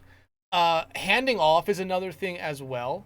It's like they don't know the ebb and flow of it all, so it's really interesting to try to help people get that a little bit, because it's like that is a hard thing to learn, because I struggled with that. Handoffs are rough, are difficult to do, because play to color, play like, hey, they want to have that moment to go off on everything, but it's sometimes not that moment to do it anymore, because like, hey, fight's over, you need to be building up the next one. Stop talking about the fucking play you just saw.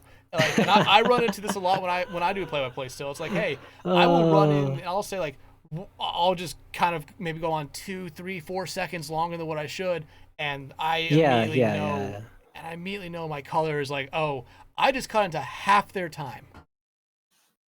Yeah. Yeah, part of that is also a synergy thing sometimes as well. Like at this True. stage of the Yeah. game, we've done so many casts here where I feel like our pass offs have gotten really good. But if I go with someone that I haven't casted with in a long time, like love my boy Gedster, we casted together for the first time in what I think was like hmm probably since SEC decks. So you know it's been a minute. Oh wow. God, SEC. Yeah, so like Love probably the like a league. year. Huh? I love the league. I love the teams. Yeah. No, the teams are great. They're still competing actually. Like right now, Georgia Tech Oh Gold wow. is still doing great. Georgia Tech's one of the better teams in the nation. Yeah, they're playing in a tournament with Winthrop, so we'll see what happens there.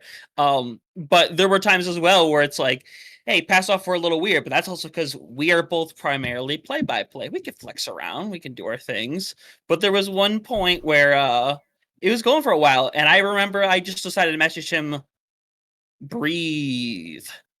At one point because we decided to keep going back and forth on play-by-play because we're like, okay, you'll have your time, I'll have my time. I'm fine with that. And there was a time where I sat there for like 30 seconds. And by the way, this is not me trashing Gedster. I love the guy. He is awesome. Love you immensely. I had to be like, how about those Mariners, Gedster? Hopefully by this point they're in the, hopefully by this point when this episode comes out, they're not playing in Game 7. They're in the World Series. Oh boy, but synergy can be a really big part of it as well. Like this is you put two random casters together who are professionals. Shit. What did he do? They're currently losing.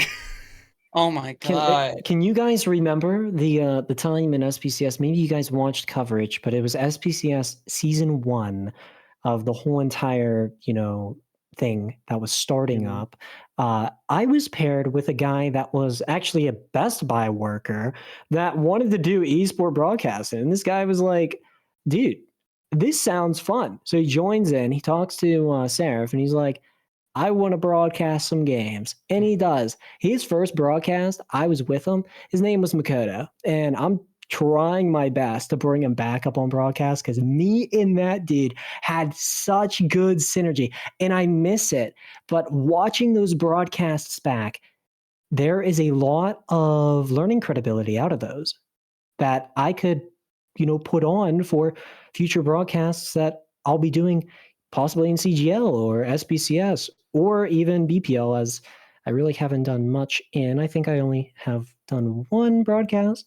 But yeah, I think, as you said, Hunter, synergy is a big thing to any type of broadcast that you do. And that is what pulls in those viewers and all the totals and numbers. So it's a good thing to be great with who you're paired with, but as well, you want to also be prepped with the information going into the game. Yeah, like knowing a little bit about the teams is huge, but also like I think you're kind of getting there with like knowing a little bit about the other caster as well. Like, yeah, there's definitely times where me and Hunter have through doing all the phase stuff where it's like, hey, there's been times where we have the hard roles, like he's play-by-play, I'm color, but there are definitely the moments where it's like, okay, we're starting to blur those lines a little bit. I'm being play-by-play for this fight. He takes over color, and then he keeps going for play-by-play, and I'm like, hey, that's perfect. I think that's that's fine. I took yours, you take mine, then you immediately take your thing back. Let's just get back in that rhythm. And you see it a lot at professional levels as well, where it's like, hey, these people casted with each other for so much. Like, you're trying to, like, there's moments where it's like, who's the play-by-play, who's the color? Because there's like, oh, this person's covering this fight, then it's the other person's covering the next fight. It's like back and forth, but you know one is the color. True. No. And it can also vary for game as well. In the world of Overwatch that we have, this is probably the one where it's the most transparent, honestly, on who does what. There are other games where it's like you were just a commentator. You're not necessarily play-by-play or color primarily. You need to be able to do both pretty much at any time whatsoever. So thankfully for us, there's a lot of visibility. It's very clear usually who's doing what, but I imagine for some other games, especially if you're in like the fighting game territory, it's very much a situation where it's just like you are both. That is simply how it is. True. But like it's really fun. Like when you have that chemistry with someone, it's incredible. And like, especially for someone who's brand new, I'll always say like, hey, cast with as many different people as you possibly can. You'll find find a duo eventually, but just keep casting with as many people because you'll learn different. Like it's the weirdest thing. Techniques, flows. Yes, you'll learn so much different things about your own casting style when you run into someone who does something just a little bit differently than what you've maybe been used to with, say, 1, 2, 3 other people. And either you're going to incorporate that in, or it's going to be something where it's like, oh, God, I hate this. I hope I'm never with this person again. Yeah. My God. Yeah. Keep me away from this person, please. Hunter, do you have someone you want to stay away from? That's a genuine question. I'm going to think of it if there is an actual name. I'm not going to say it, but I'm actually thinking if there is a name or not. I can. Really? I don't want to necessarily talk about the one person where it's just like, I kind of don't want to necessarily work with them. Like, I'm fine if I do, but at the same time, it's kind of awkward. Just because of like one thing they do, and it throws off timing. That's it. Like, throws off timing. I'll tell you guys who it is after. Like, I think me and Mega have talked about this person a little bit. I think have I broadcasted with them at all, guys? That you might know. Maybe.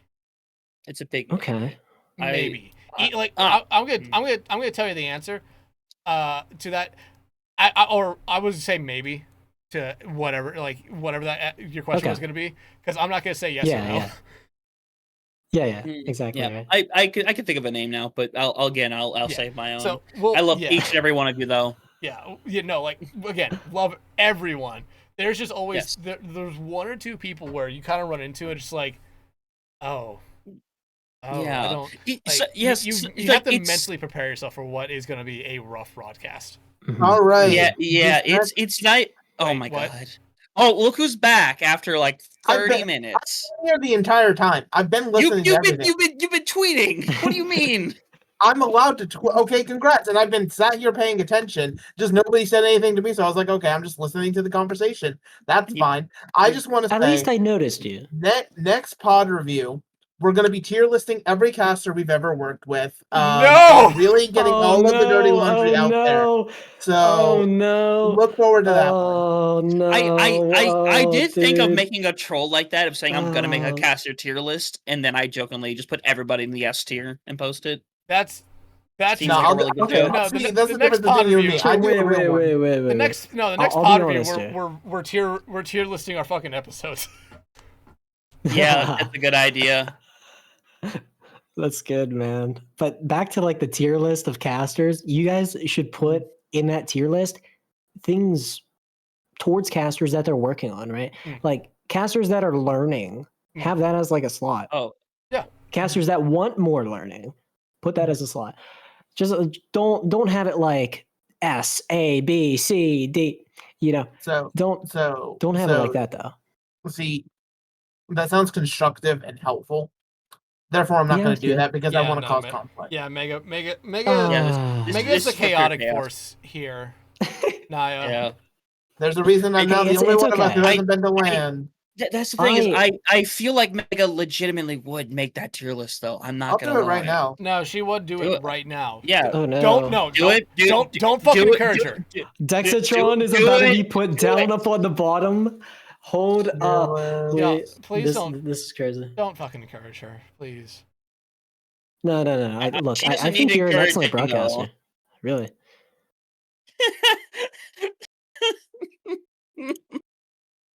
Okay, Hunter, how about you get to your question?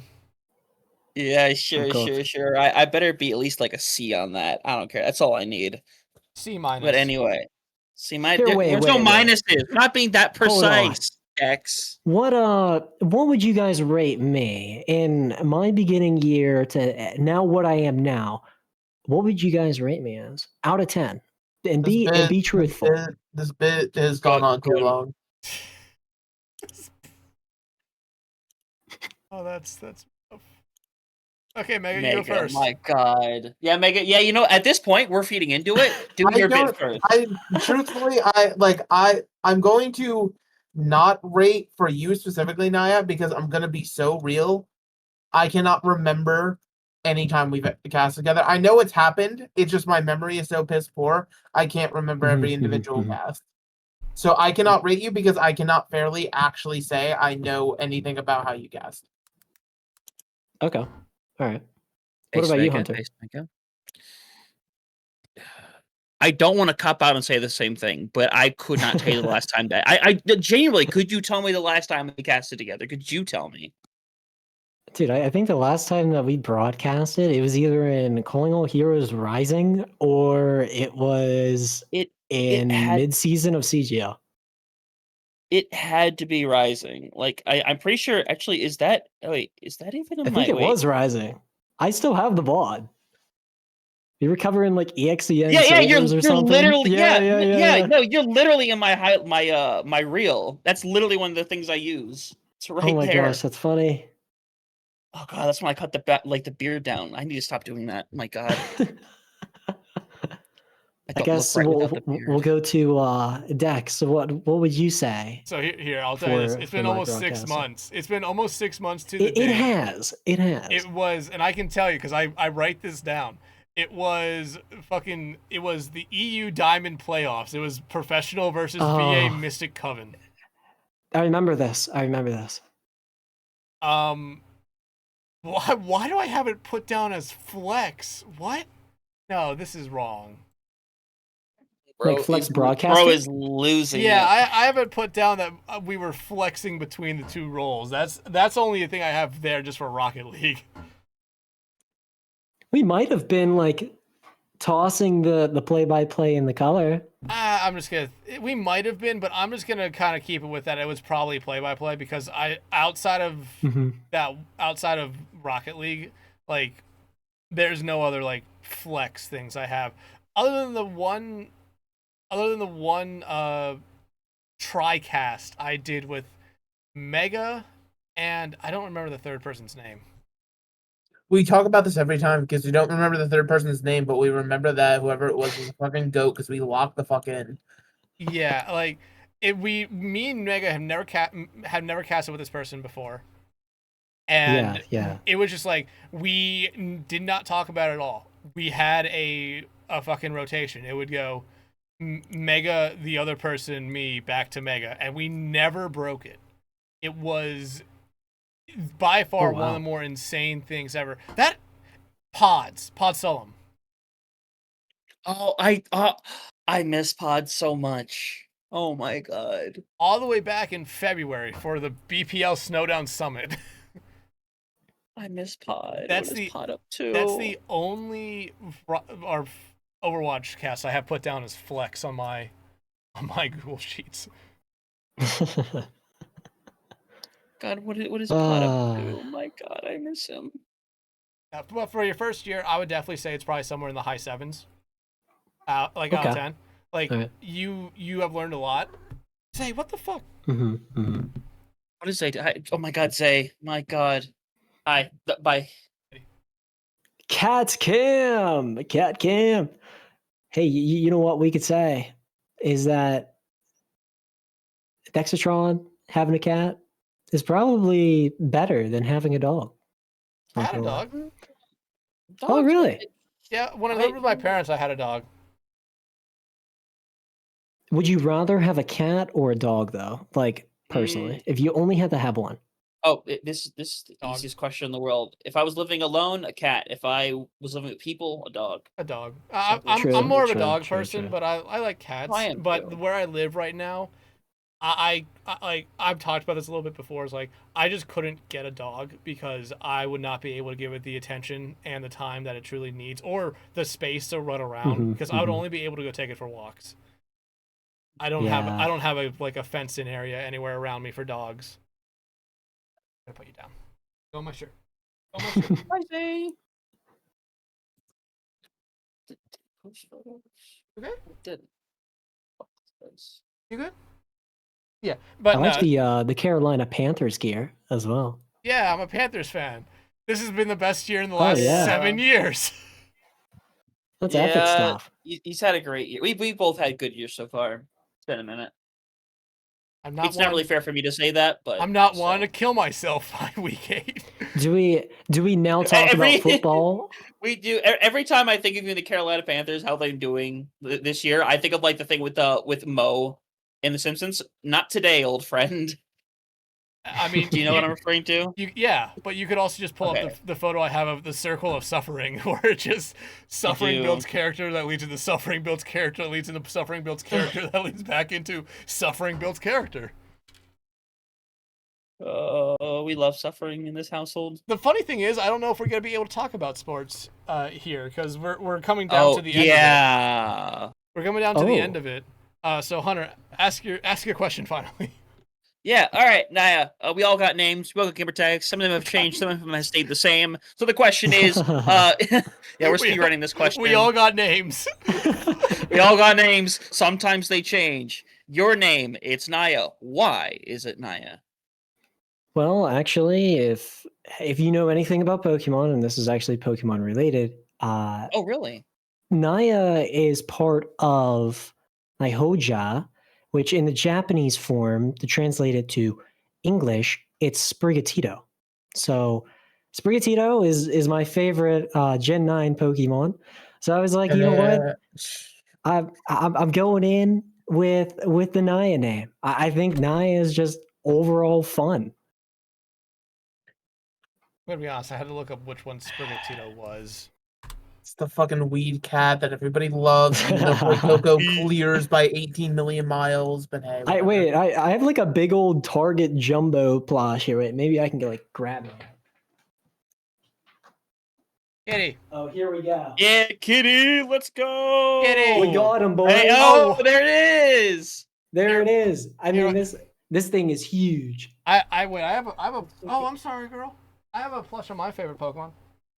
I don't. I need to get a Chikorita one. All I have is a hat with Pikachu on it right now, and it's getting blurred out because of the green screen. Actually, BRB, I'm actually gonna buy a Chikorita plush right now. I bet with ZA out, I bet there's some out there. That's fun. Rain is gonna be so happy. Hey, Pokemon plushes, go crazy, guys. I don't know if I trust. Oh wait, Dex, that is fire! I'm so happy that they made insane. I'm so happy they made it. Hey, let's go. This shit was so fun to find. Like my brother, I think my brother got this for me when he went to one of the regionals in Columbus, Ohio, and I was just like, hey, if you ever see it, get it. I'll pay you. And he saw it. I was like, fuck it, buy it. I don't care how much it is. I want it. And now every time I cast it kind of sits behind me. That's what I do with my my Sprigatito sometimes. Like I have a chair up in the background where that Messi poster is, and I just sit my Sprigatito there, and sometimes you can see it up on the broadcast. Quick sidebar: I hate Messi. Not really. Not. Oh no! No. Let me narrow it down. Let me narrow it down. This is where we end the broadcast. Let me narrow it down. This is where we end it. I think he's a great player. He might be one of the best soccer players of all time. I hate him in the MLS.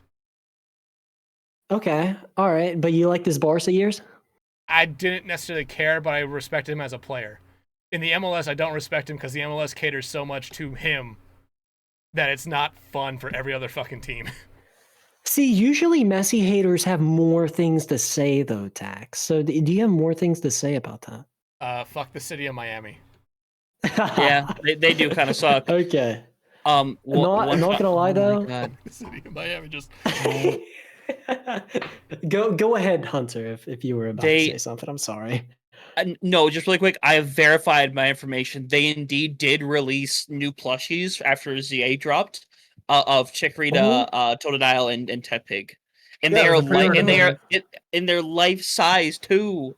No, wait. We need to stop making life size. We need to stop making life size Pokemon after fucking life size Gardevoir. I did not like that thing. This thing is near 18 inches. I mean, the life size Lapani Batman. You don't understand. I need. I also have this guy too. Man, You know what I have here, Batman? Nice. It's a low punny. It's a low punny, Droopy's Batman. excellent. Hunter, I hate that you said 18 inches because the only thing I think about when I hear that is you can get 18 inches of venom. 18 inches of venom. Oh my god, I forget that tweet. Holy shit. Oh my god. It's 60. I don't know if I want to drop $60 on a plushie though, man. Here, I can't do this. I'm so poor. A quick sidebar before we let Mega get into her question. What's the penguin's name? The penguin's name? Yeah. It's Piplup. No, on the one on your microphone? Yeah, it's I call it Piplup. Nice. You gotta bring the Pokemon references in. I don't know. I won't disagree with you. It's a good name. Yeah. Excellent name. All right. It's time though. It's time for the question of the week. The question of the week. What if it randomly brings back the Blues Clues question out of nowhere? I'm gonna stand up for this question, guys. No, okay, so listen, I was gonna say, Dex, I'm not looking at the screen because I'm downloading people's Twitter PFPs to make a tier list, but I'm assuming it's up. No. Yes, it's up. Yeah, it's up. Yeah, okay, yeah, so listen, I as I've stated before, I like to spew hate and vitriol. That's my job, that's my bit, if you will. So, now, you don't have to fully spread hate and vitriol. I've gotten some fun answers to this question, but I want you to think back to all of the broadcasts you've ever done, and, you could go for something that actually pisses you off. You could go for like something that's petty or what have you. I just want to know something that really grinds your gears. That's honestly a great thing to probably end with here. But I would probably say people not knowing how to pronounce my name correctly on broadcast. Like people will say like Nyah, but I wouldn't mind it, but at the same time, I want it to be Nyah because it just sounds better. Like I don't want to be it like, oh, it's so kawaii. It's like I don't want that. I just want it to sound professional. I think Nyah is like sounding professional, low key. I think it is. But another thing too, I will also add this too. Beginner broadcasters, when they go up into a game, they just keep on talking. And that is something that grinds my gears. Yes, I did just say it. But they keep on talking and they talk over you when you want to say something. And that really just pisses me off. Yes, I said it. It pisses me off. No, like that's honestly, that's fair. Like there have been times where I have been working with someone who it's their first time and they just keep going and going and going and going. And then you got to tell them after the broadcast, like, you can't do that. You got to follow your rule. Yeah, like, no, the worst one I had was Rocket League. I had someone who is brand new doing Rocket League, and it's like, okay, hey, back and forth. I'm going to do 10, 15 seconds, throw it right back to you, and I expect you to do the exact same thing. So I casted the first 10 seconds after kickoff, threw it back to him. I did not get to talk until there was 2 minutes left on the clock. He spoke for 3.5 minutes straight. Let's see, like Rocket League broadcasting though, it's quick. Usually it's like 30 seconds or 15 seconds that you have as like a time frame, and then you pitch it to the other broadcaster, and then it's a bunch of back and forth action. Now, I will say, Rocket League Underground that I did broadcast up in, you had people just talking. Yeah. I would talk once in a series, and we would have this old guy. I don't know what his name was, but he was something, right? And he would just keep on going. He wouldn't even let the casters that were there a chance to get on the broadcast when it was their time slot to get in. It was so rigged. It was so unfair. So I guess that's like another reason why I won't like broadcast with that league. I'm never going back to them ever again. I think there was like controversial stuff that was happening. I don't know though. But yeah, like there's different things that happen up in different games, and it's a lot to put into building blocks. But beginner broadcasters for me, it's been rough, but I understand that it's a learning experience for that person, but you don't want to be like saying hateful things to this person because it'll turn them off of broadcasting. You want to be actually helpful to that person. Yeah. So whenever that stuff happens, I just basically be super, super polite about it. And I just say that, hey, this is something that you could fix up on and be better at in the future to where you're not making those mistakes. Yeah, absolutely. And like, if they are receptive to that and take it as a good thing, great, awesome. Yeah.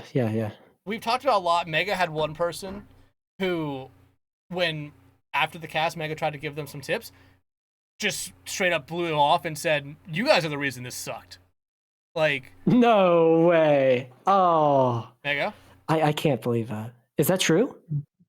Yes, they literally had a full-on like breakdown. Again, Solomon remembers the name better than I do because I always forget it. But literally, like, completely crashed the fuck out. Was asking why they weren't scheduled to cast more matches because it was like for some, I think it was like the first Snowdown or something. And I just remember sitting there and just kind of being like, okay, yikes. yeah, It goes back to every single broadcast, Dexatron, that is with me, right? You want positive mental. Like, you don't want to go up into that with negativity or like start, not to say like someone would, but start cussing up on broadcast like how you said. Yeah. You want to be positive. You don't want to be like rude as possible to the one that you're casting with. But as what you were going to say, I'm sorry that I cut you off there, but you can continue. Oh no, it's no big deal. I'm fine with you cutting me off there. And it's just people who come into casting or even just behind the scenes stuff and immediately expect that they're gonna be it's gonna be the easiest thing in the world and any slight mistake is not their fault. It's just like, one, I don't ever think you should go into something expecting to be like, oh yeah, I'm gonna be the best at this the first time. No. It takes time. Yeah, expect that you're gonna suck, and expect that people are gonna come up to you and say, "What the fuck was that?" Like, yeah, right. But if people are gonna come up to you and say that, normally they're gonna try to at least help out a little bit. Because if they're not, then they're honestly just being assholes, which sadly is a big true. thing. But yeah, no, like, again, a lot of stuff throughout this entire podcast there's definitely been a little bit of a geared towards like, hey, if you're new, accept any help you can get, take the tips that you're given. I agree. And just fucking do it as much as you can. Don't do it once and then take a little break, come back, do it one more time, and then 12 months later or after your first year, you've done maybe 20, 25 casts, and you think, okay, I'm gonna be able to go out there and get the next biggest thing now. Like, you need a lot of work. Yeah. It takes time, Dex. It always takes time. It's building blocks to what your career could be in the future, right? But you want to learn on what people, talk to you about, on what you could fix, on what those mistakes are and what those mistakes won't happen in the later future. But yeah, I really do agree with you. And taking that information from those people, it really does make you become the more professional phase of you in some certain way when it comes to broadcasting or in the broadcasting field. Sports, for example, if you are rough your first like production or your broadcast, you're going to have people that say, hey, this is what you can learn off of. And you take that information. You don't bypass it, because if you bypass it, they're going to think that you are not listening, and that's never a good thing. Absolutely never a good thing. Absolutely. You don't want to teach somebody who's not listening, who's not going to take in information. True. Absolutely. And I think ending on that statement right there is probably the best way we could do it here tonight. And I will say this, because since there's probably little editing to this, have the longest episode of this podcast history. You beat out leg day. Oh, wait, that's actually amazing. You beat out leg day. Oh, my day. gosh, wait, I beat leg day? Yep. Late Day's probably gonna be DMing me saying, "What? You beat me with the time?" Take down the episode now. Start running. Start running. Hey, maybe he'll be back up on, guys. Maybe he'll be back on and say, "Hey, I want to beat Nyah's time." If I'm gonna be honest, normally I try to find the exit as soon as I can after 2 hours, because that's just insane. That's an insanely long podcast episode. But I think right now I have to take that exit. But everyone, thank you so much for watching this week's episode. Nyah, thank you so much for joining us. It was awesome to have you on. Hunter, of course, guys. Thank you as always. Mega, how's the shiny hunting going? Oh, well, I'm making a tier list right now, so I haven't been focused on that. Oh no. Oh no. It's over. I'm definitely forgetting a bunch of people, but I have a preliminary list. Please just say, like, hey, this is just a tier list. Take a guess what it means. But yeah, that'll do it for this week's episode. Make sure you tune in next week for another great episode For the Love of Prod. And as always, I have no idea who's the guest gonna be. I actually knew it was gonna be Nyah this week. I think I did hint at that last week. You did. You did. That DM. Yeah. But make sure you tune in next week for that. And thank you so much for watching or listening. Till then, see you guys. See ya.